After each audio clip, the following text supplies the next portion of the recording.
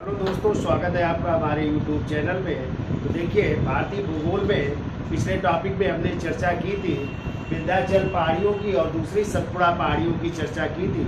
आज हम चर्चा करेंगे एक नए टॉपिक की, और वो है पश्चिमी घाट की पहाड़ियों की। और पश्चिमी घाट को जो है एक और नाम से जाना जाता है, और वो है सह्याद्री के नाम से। किस नाम से जाना जाता है और सह्याद्री नाम भी क्यों पड़ा, तो आप लोग जान लीजिए। देखिए, हमने आपको बताया था कि जो है विंध्य पर्वत श्रेणी थी, और विंध्य पर्वत श्रेणी के बाद एक नदी बहती थी, और उस नदी का नाम क्या था? नर्मदा नदी। और फिर उसी के नीचे जो है आपकी कौन सी पहाड़ियाँ थी? सतपुड़ा की पहाड़ियाँ थी, ठीक है। और सतपुड़ा पहाड़ियों के नीचे एक और नदी बहती है जिसका नाम है ताप्ती नदी। और ये ताप्ती नदी कहाँ पे है? गुजरात में। और आपसे एक क्वेश्चन आता है कि जो है गुजरात का एक शहर है सूरत। सूरत किस नदी के किनारे स्थित है? ताप्ती नदी के किनारे। और आप लोगों ने पढ़ा था इतिहास में कि 1907 में जो कांग्रेस का अधिवेशन हुआ था वो कहाँ पे हुआ था? सूरत में ही हुआ था। और इसी सूरत अधिवेशन में कांग्रेस का क्या हुआ था? विभाजन भी हुआ था, जिसके अध्यक्ष कौन बन गए थे? रासबिहारी घोष बने थे। किसको हरा करके? लाला लाजपत राय को, ठीक है। तो यानी ताप्ती नदी के किनारे कौन सा शहर है? सूरत। और यही ताप्ती नदी से लेकर के दक्षिण में जो है केरल तक आपका कौन सा घाट है? पश्चिमी घाट है, ठीक है। और इसी पश्चिमी घाट को दूसरे किस नाम से जानते हैं? सह्याद्री के नाम से भी जानते हैं। ये भी आपको याद रखना, ठीक है। लेकिन सह्याद्री के अंतर्गत ये पश्चिमी घाट तो आते ही है, साथ में ये कुछ पहाड़ियां भी आ जाती है, तब उसे सह्याद्री कहेंगे, ठीक है। केवल पश्चिमी घाट तो यही है आपका, लेकिन ये कुछ पहाड़ियां भी है, इनको मिलाकर के इसको जो है किस नाम से जानते हैं? सह्याद्री के नाम से।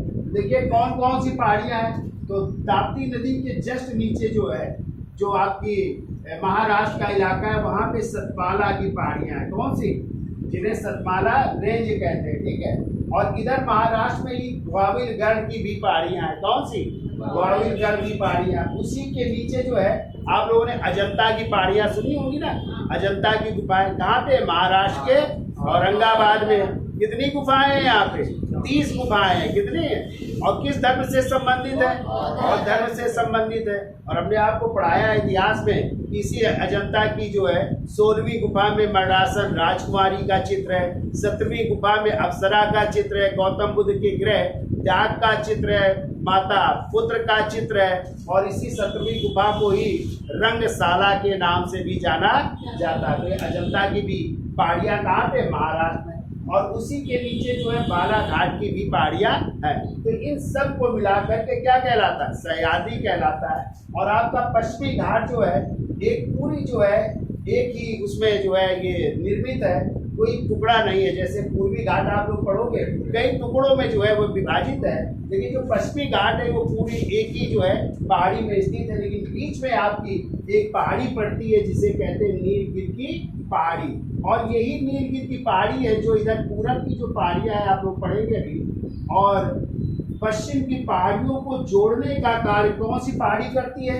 नीलगिरी की पहाड़ी करती है, ठीक है। तो कभी क्वेश्चन आ जाए कि पूर्वी घाट और पश्चिमी घाट को मिलाने वाली कौन सी पहाड़ी है, तो आप लोग क्या बताएंगे? नीलगिरी की पहाड़ी है, ठीक है। जो पश्चिमी घाट और पूर्वी घाट को गांठ के रूप में जोड़ती है, ठीक है।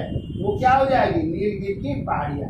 और नीलगिरी की पहाड़ियों के नीचे जस्ट जो है किसकी पहाड़ियां हैं? अन्नामलाई की पहाड़ियां हैं। कौन सी पहाड़ियां हैं? और फिर इसके बाद जो है उसके नीचे जो है कार्डेमम या इलायची की पहाड़ियां हैं। और यही इलायची की पहाड़ियां आप लोग देखोगे कि यहाँ पे सर्वाधिक मात्रा में इलायची, कार्डेमम माने इलायची होता है, ठीक है। इसे इलायची की पहाड़ियां कहते हैं। और इधर जो है आपकी कौन सी पहाड़ियां हैं? पालनी की पहाड़ियां हैं, ठीक है। तो ये आपकी पहाड़ियां हैं किस घाट की? पश्चिमी घाट की। अब क्वेश्चन आता है कि इस पश्चिमी घाट को जो सह्याद्री के नाम से जाना जाता है, तो इसको भी दो भागों में बांटा गया। उत्तरी सह्याद्री किसे और दक्षिणी सह्याद्री में बांटा गया। तो क्वेश्चन आता है उत्तरी सह्याद्री और दक्षिणी सह्याद्री को कौन सा चैनल विभाजित करता है? तो आपको याद रखना होगा ये 16 डिग्री जो चैनल है ये उत्तरी सह्याद्री को दक्षिणी सह्याद्री से अलग करता है। और ये चैनल कहाँ से गया है? गोवा से। कहाँ से? हाँ, तो गोवा से गया है। तो इसी 16 डिग्री चैनल के उत्तर का भाग कहलाएगा उत्तरी सह्याद्री क्या कहलाएगा? उत्तरी सह्याद्री कहलाएगा। और 16 डिग्री नीचे का भाग जो है क्या कहलाएगा? दक्षिणी सह्याद्री कहलाएगा। क्या कहलाएगा? दक्षिणी सह्याद्री कहलाएगा। लेकिन कई कई किताबों में जो है एक 11 डिग्री चैनल की भी बात की गई है, और ये 11 डिग्री चैनल निकलता है मंगलौर से। कहाँ से?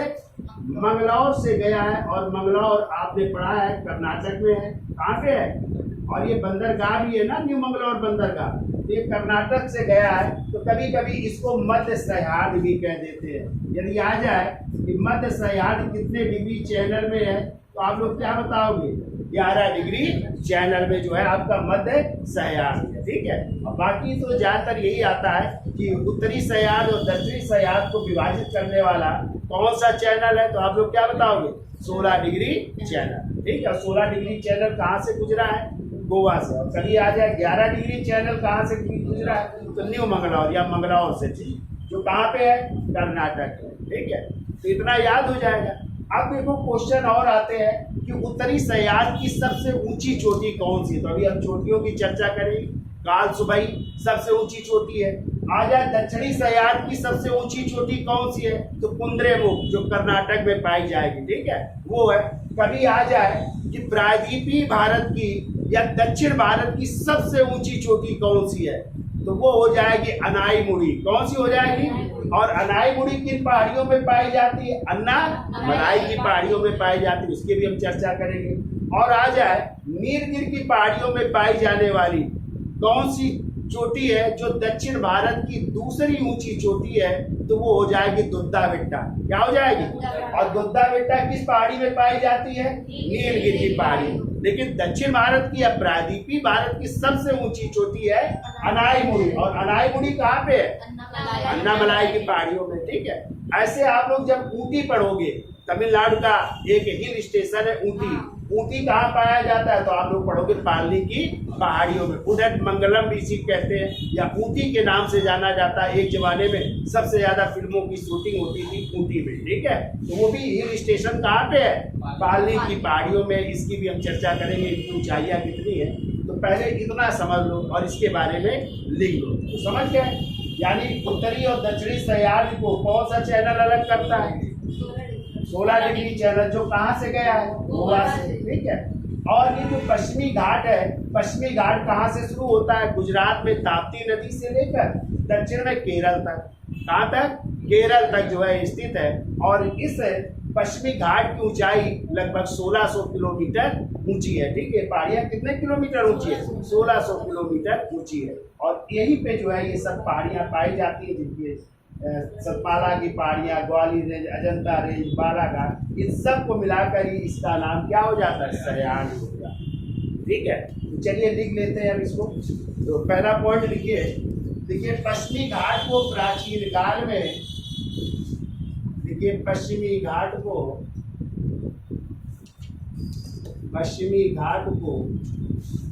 प्राचीन काल में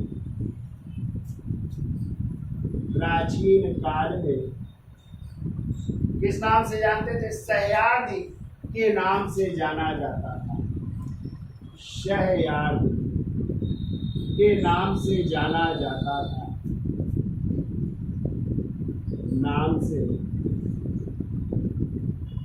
जाना जाता था। अगला पॉइंट लिखिए, विस्तार लिखिए। पश्चिमी घाट का विस्तार कहाँ से कहाँ तक है? तो विस्तार लिखो, ताप्ती नदी गुजरात से, ताप्ती नदी जो कहाँ पे है?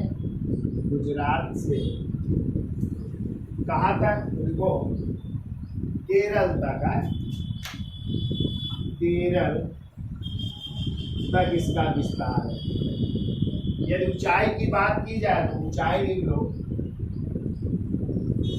ऊंचाई लिखिए 1600 मीटर इसकी ऊंचाई, 1600 मीटर ऊंचाई है। फिर हमने 16 डिग्री चैनल की बात की है, तो इसके बारे में लिख लो 16 डिग्री चैनल। और 16 डिग्री चैनल आपका कहाँ से निकलता है? गोवा से। तो देखो यह चैनल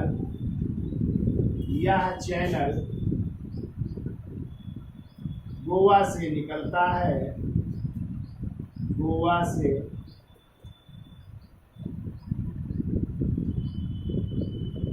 से निकल रहा है, ठीक है। देखो यह चैनल गोवा से निकलता है और पश्चिमी घाट को दो भागों में विभाजित करता है, और पश्चिमी घाट को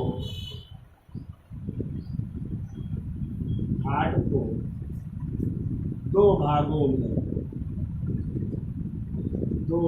में विभाजित करता है, दो भागों में विभाजित करता है। कौन कौन से दो भाग है? पहला रिपोर्ट उत्तरी सह्याद्री और दूसरा है दक्षिणी सह्याद्री। उत्तरी सह्याद्री और दूसरा लिख लो दक्षिणी सह्याद्री। दक्षिणी सह्याद्री इन दो भागों में विभाजित करता है, ठीक है। तो 11 डिग्री चैनल को भी लिख लो, कभी आ जाए मध्य सह्याद्री का भाग कौन सा है, तो 11 डिग्री चैनल को लिख लो। 11 डिग्री चैनल है, और 11 डिग्री चैनल कहाँ से निकलता है, तो लिख लो यह चैनल मंगलौर या न्यू मंगलौर, कुछ भी लिख लो, न्यू मंगलौर, और ये कहाँ पड़ेगा? कर्नाटक है। कर्नाटक से निकलता है, कर्नाटक से निकलता है, और इस क्षेत्र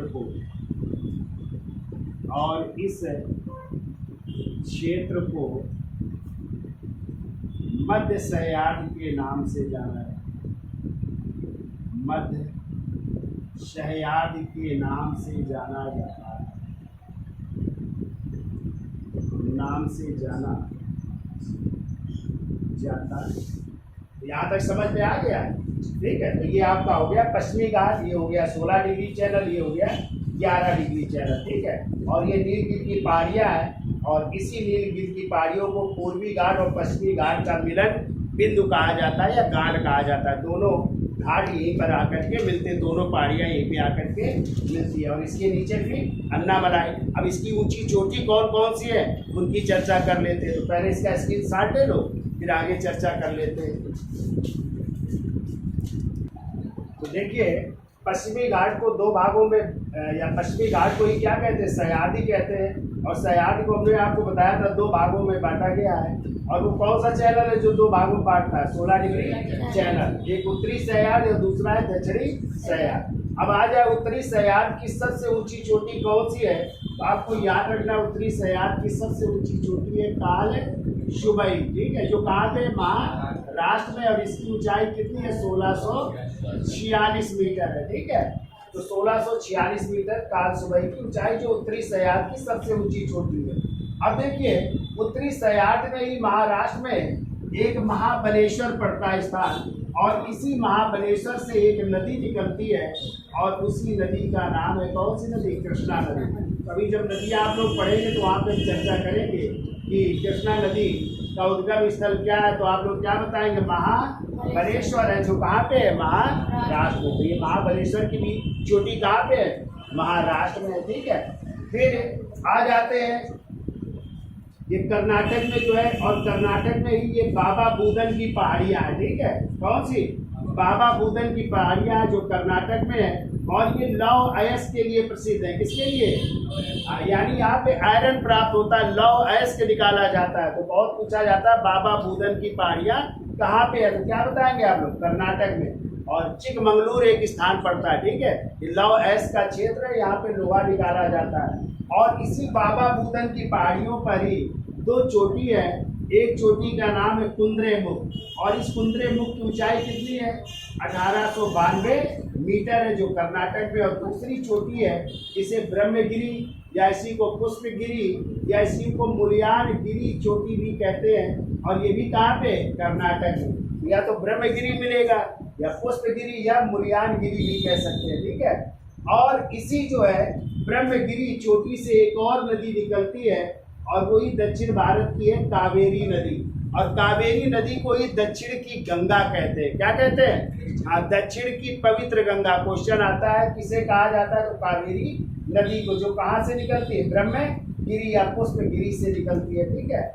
और इसी 16 डिग्री चैनल जो आपका कहाँ से निकला है, गोवा से। और यहीं पर जो है एक अनुसंधान बनाया गया है और वो है राष्ट्रीय मेघ अनुसंधान। यदि आ जाए राष्ट्रीय मेघ अनुसंधान कहाँ स्थित है, गोवा में स्थित है। और गोवा कितने डिग्री चैनल में, 16 डिग्री चैनल में। ठीक है। और यही 16 डिग्री चैनल किस उत्तरी सह्याद्री को दक्षिणी सह्याद्री से भी अलग करता है।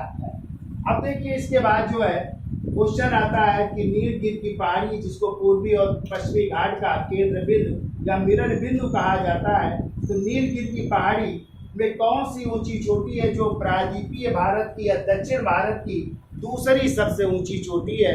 और वो दूसरी सबसे ऊंची चोटी कौन सी है, दुद्धा बेट्टा है, जिसकी ऊंचाई कितनी है, 2637 मीटर है। कितनी है, 2637 मीटर है। और यदि आ जाए ये जो नीलगिरी की पहाड़ियां हैं, ठीक है, ये किन किन राज्यों में फैली है, तो 3 राज्यों में। कहाँ कहाँ, कर्नाटक में, केरल में और तमिलनाडु। इन तीनों राज्यों में फैली हुई है कौन सी पहाड़ियाँ, नीलगिरी की पहाड़ियाँ। ठीक है।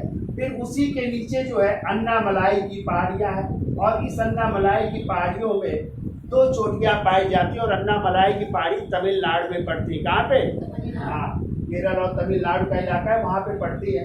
और इसी में जो है यदि आ जाए प्रायद्वीपीय भारत की या दक्षिण भारत की सबसे ऊंची चोटी कौन सी है, तो आप लोग क्या बनाएंगे, अनाईमुड़ी। क्या है, अनाईमुड़ी, और जिसकी ऊंचाई है 2695 मीटर। तो ये दक्षिण भारत या प्रायद्वीपीय भारत की सबसे ऊंची चोटी है। ठीक है। और आ जाए प्रायद्वीपीय भारत की दूसरी ऊंची चोटी, तो दुद्धा बेट्टा। ठीक है। दुद्धा बेट्टा कहाँ पे है, नीलगिरी की पहाड़ियों में। और जबकि अनाईमुड़ी कहाँ पे है, किसमें, अन्नामलाई की पहाड़ियों। इसी में एक और पर्यटक स्थल पाया जाता है, हिल स्टेशन पाया जाता है। कहाँ पे, अन्नामलाई की पहाड़ियों में। और उस पर्यटक स्थल का या हिल स्टेशन का नाम है उडगमंडलम, जिसे हम लोग ऊटी कहते हैं। क्या कहते हैं, ऊटी। तो ये भी बढ़िया पर्यटक स्थल है, घूमने वाला स्थल है, हिल स्टेशन है, लोग घूमने जाते हैं। ठीक है। और यहाँ पे पहले फिल्मों की शूटिंग भी हुआ करती थी, तो ये भी आपको याद रखना है। तो कौन कौन सी 2 चोटियाँ अन्नामलाई की पहाड़ियों में, एक तो अनाईमुड़ी और दूसरी ऊटी, याद हो जाएंगे। फिर इसके बाद आती है, देखो कौन सी पहाड़ियाँ, कार्डेमम की पहाड़ियाँ, या इन्हीं को जो है इलायची पहाड़ियाँ भी कहते हैं। ठीक है। और इलायची किसमें प्रयोग आती है, मसालों में। यदि आ जाए मसालों के लिए कौन सी पहाड़ी प्रसिद्ध है, तो आप लोग क्या बताओगे, कार्डेमम की पहाड़ियाँ या इलायची पहाड़ियाँ। ठीक है। तो ये हो जाएगा। फिर देखो इधर कौन सी पहाड़ियाँ हैं, ये है वाल्मीकि पहाड़ियाँ। और ये सबसे दक्षिणतम पहाड़ियाँ, ये पूछ ही रहा है कौन सी है, तो क्या बताएंगे आप लोग, वाल्मीकि पहाड़ी। याद हो जाएगा। ठीक है। तो ये सब याद रखना है। तो उत्तरी सह्याद्री की ऊंची चोटी कालसुबाई, दक्षिणी सह्याद्री की सबसे ऊंची चोटी अनाईमुड़ी। अनाईमुड़ी ना हो तो दुद्धा बेट्टा। या आ जाए प्रायद्वीपीय भारत की ऊंची चोटी, तो भी अनाईमुड़ी। ठीक है। और दूसरी ऊंची चोटी आ जाए तो दुद्धा बेट्टा हो जाएगी। ठीक है। और यदि आ जाए बाबा बुदन की पहाड़ियाँ कहाँ पे, तो कर्नाटक में, चिकमंगलूर में। किसके लिए प्रसिद्ध है, आयरन एस के लिए। ठीक है। और यहीं पर एक और चोटी है ब्रह्मगिरी या पुष्पगिरी। और यहीं पे बाबा बुदन की पहाड़ियों में एक कुंद्रेमुख, ये भी जो है किसके लिए प्रसिद्ध है, कुंद्रेमुख, कर्नाटक में। कोयला और यहाँ पे लौह एस के लिए भी जाना जाता है। इसकी ऊंचाई 1892 मीटर है। ठीक है। तो अब इन्हीं को नोट कर लेना, याद हो जाएगा। और कृष्णा नदी कहाँ से निकली है, महाबलेश्वर से। कहाँ पे, महाबलेश्वर, महाराष्ट्र में। वहीं से जो है कृष्णा नदी का उद्गम स्थल है। ठीक है। तो चलिए लिख लीजिए। तो लिखिए उत्तरी सह्याद्री, हेडिंग डाल लीजिए। लिखिए उत्तरी सह्याद्री। और उत्तरी सह्याद्री पहली हेडिंग डालिए कालसुबाई। कालसुबाई। ठीक है। कालसुबाई कहाँ पे स्थित है, तो लिख दो महाराष्ट्र में स्थित है। महाराष्ट्र में स्थित है। इसकी ऊंचाई कितनी है, ऊंचाई कितनी लिखा है, 1600 46 मीटर ऊंची है, ठीक है। तो लिख लो ऊंचाई 1646 मीटर। और लिख लो यह उत्तरी सह्याद्री की सबसे ऊंची चोटी है। यह उत्तरी सह्याद्री की सबसे ऊंची चोटी है। सबसे ऊंची चोटी, ठीक है। अब हेडिंग डाल दीजिए दक्षिणी सह्याद्री। देखो दक्षिणी सह्याद्री की ऊंची चोटी पूछी जाए तो क्या बताएंगे, या तो कुद्रेमुख बताएंगे या आप लोग ब्रह्मगिरी को बताएंगे, ठीक है, या मुल्यानगिरी को बताएंगे। और जब प्रायद्वीपीय भारत की पूछी जाए या दक्षिण भारत की पूछी जाए तब अनाई मुड़ी होगी, ठीक है। तो देखो दक्षिणी सह्याद्री, और दक्षिणी सह्याद्री की चोटी लिखिए जिसका नाम है कुद्रेमुख है। लिखिए कुद्रेमुख है। और कुद्रेमुख कहाँ पे है, कर्नाटक में है, कर्नाटक। इसकी ऊंचाई लिख लो, कितनी इसकी ऊंचाई 1892 मीटर है, 1892 मीटर है। और लिख लो दक्षिणी सह्याद्री की सबसे ऊंची चोटी, दक्षिणी सह्याद्री की सबसे ऊंची चोटी, ठीक है। यदि कुद्रेमुख ना हो तो फिर आपकी हो जाएगी मुल्यानगिरी या ब्रह्मगिरी भी हो जाएगी, ठीक है। तो दक्षिणी सह्याद्री की कुद्रेमुख या ब्रह्मगिरी हो जाएगी, ठीक है। अब हेडिंग डाल लीजिए नीलगिरी की पहाड़ियाँ, ठीक है। तो हेडिंग डालिए नीलगिरी की पहाड़ियाँ।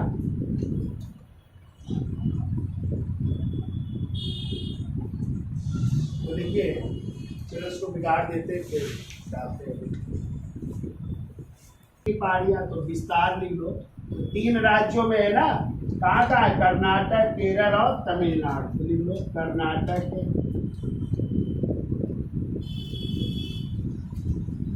केरल,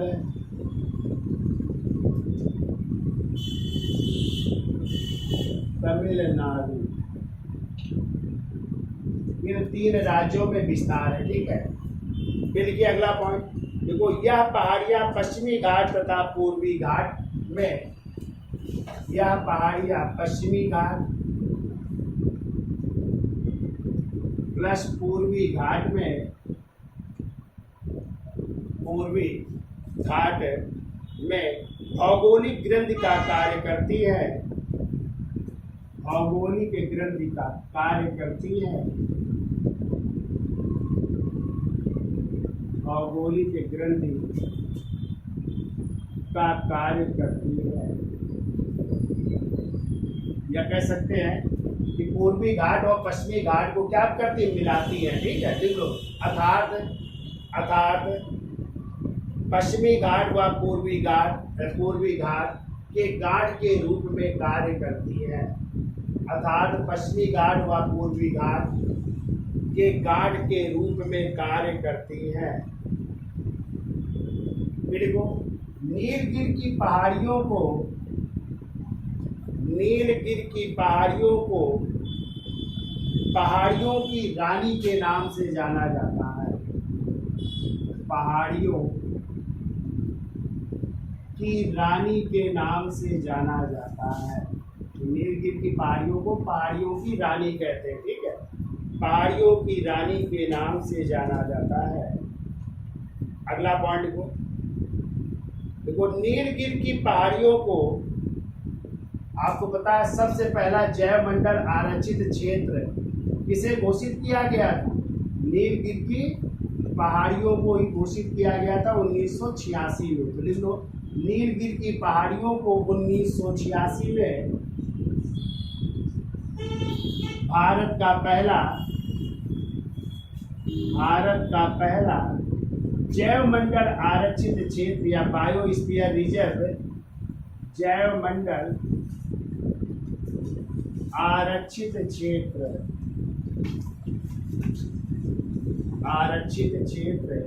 या DSR बायोस्फीयर रिजर्व घोषित किया गया था, घोषित किया गया। ये पहला जैवमंडल आरक्षित क्षेत्र घोषित किया गया था इसे, ठीक है। और इसे यूनेस्को में सर्वप्रथम शामिल किया गया। यूनेस्को की श्रेणी में भी शामिल है, यूनेस्को में भी शामिल है और यूनेस्को में शामिल किया गया। और यूनेस्को का मुख्यालय कहाँ पे भैया, बताइए जल्दी से। यूनेस्को का मुख्यालय पेरिस। यूनेस्को पेरिस को बताया है ना, यूनेस्को का मुख्यालय पेरिस में है, ठीक है, तो लिख लो। और यूनेस्को की सूची में सर्वप्रथम शामिल किया गया। अब लिख लो नीलगिरी की पहाड़ियों की ऊंचाई, तो ऊंचाई लिखिए 1500 मीटर, 1500 मीटर है। और यहाँ पे सदाबहार वन पाए जाते हैं, लिख लो यहाँ पे सदाबहार वन, जिन्हें जो है सोलास वन भी कहते हैं, ठीक है, तो सोलास वन भी पाए जाते हैं, यानी वो सदाबहार वन भी कहते हैं, सोलास वन पाए जाते हैं, ठीक, सोलास वन भी पाए जाते हैं। अब लिख लो नीलगिरी की पहाड़ियों की सबसे ऊंची चोटी, तो सबसे ऊंची चोटी नीलगिरी की पहाड़ियों की सबसे ऊंची चोटी और कौन सी है, दुद्धा बेट्टा, तो लिख लो दुद्धा बेट्टा,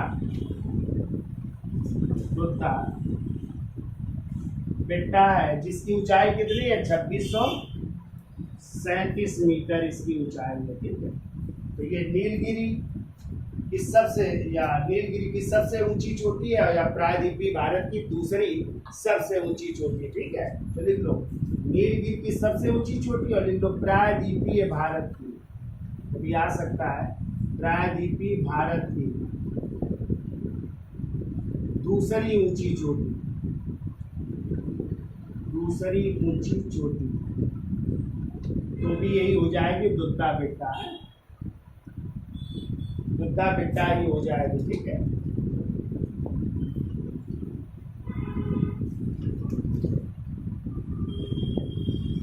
ठीक, ये लिख लो नीलगिरी को हमने बताया था कि दोनों की ग्रंथि या जंक्शन भी कहते हैं, तो नीलगिरी को लिख लो पूर्वी घाट व पश्चिमी घाट का जंक्शन कहा जाता है, जंक्शन कहा जाता है, यानी दोनों मिलती है यहाँ पे है। पूर्वी घाट व पश्चिमी घाट को का जंक्शन नीलगिरी की पहाड़ियों को कहा जाता है। अब लिखिए अन्नामलाई पहाड़ी की सबसे ऊंची चोटी, अन्नामलाई की पहाड़ी है, डाल लीजिएगा अन्नामलाई पहाड़ी, तो लिख लो सबसे ऊंची चोटी, चोटी या कह सकते हैं प्रायद्वीपीय भारत की सबसे ऊंची चोटी, प्रायद्वीपीय भारत की सबसे ऊंची चोटी।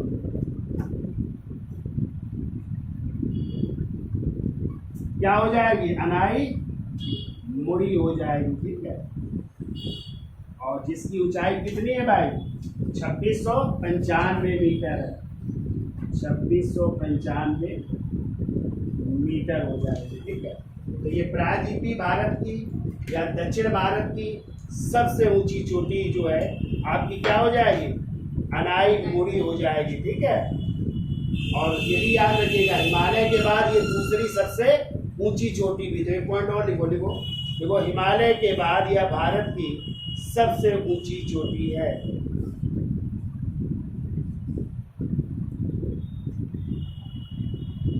और इनका विस्तार कहाँ पे है, तो लिख लो विस्तार, हिमालय के बाद लिख लो भारत की सबसे ऊंची चोटी है, ठीक है। विस्तार लिख लो केरल से तमिलनाडु तक, केरल से तमिलनाडु तक इसका विस्तार है, केरल से तमिलनाडु तक इसका विस्तार है, ठीक है। अब अगली लिख लो इलायची पहाड़ियाँ। इलायची पहाड़ियाँ, देखिए इलायची पहाड़ियाँ जिसे कार्डेमम की पहाड़ियाँ भी कहते हैं, इनका भी विस्तार लिख लो, केरल से लेकर के तमिलनाडु तक इनका विस्तार है, केरल से तमिलनाडु। अच्छा, अन्नामलाई में एक और ये स्टेशन रह गया है, कौन सा? उडगमंडलम है, लिख लेना एक पॉइंट वहाँ पे कि अन्नामलाई का स्वास्थ्य वर्धक स्थल उडगमंडलम या ऊटी है, लिख लो एक पॉइंट। देखो अन्नामलाई का स्वास्थ्य वर्धक स्थल अनाईमुड़ी सॉरी ऊटी या उडगमंडलम है, उडगमंडलम या ऊटी है, ये भी याद रखिएगा। तो इलायची पहाड़ियाँ कहाँ पे? केरल और तमिलनाडु में है, ठीक है। तो यहाँ पे क्या पाए जाते हैं? मसालों के लिए प्रसिद्ध। और आ जाए दक्षिणतम पहाड़ियाँ कौन सी है? तो वो हो जाएंगी पाणिनी की पहाड़ियाँ, ठीक है। तो सुना गए क्या? तो आज के लिए इतना रखते हैं, हम जुड़वा देंगे, तुम लोगों को दिखा देंगे डिटेल में, ठीक है। तो ये समझ में आ गया क्यों भाई? तो इसका स्क्रीनशॉट ले लो और इसको याद कर लेना है। दक्षिणतम हो जाएंगी पाणिनी की पहाड़ियाँ, अन्नामलाई की ऊंची चोटी या प्रायद्वीपीय भारत की ऊंची चोटी, अनाईमुड़ी नीलगिरी की डोडा बेट्टा ये दूसरी ऊंची चोटी है, ठीक है। तो स्क्रीनशॉट ले लो, आज के लिए इतना ही रखते हैं।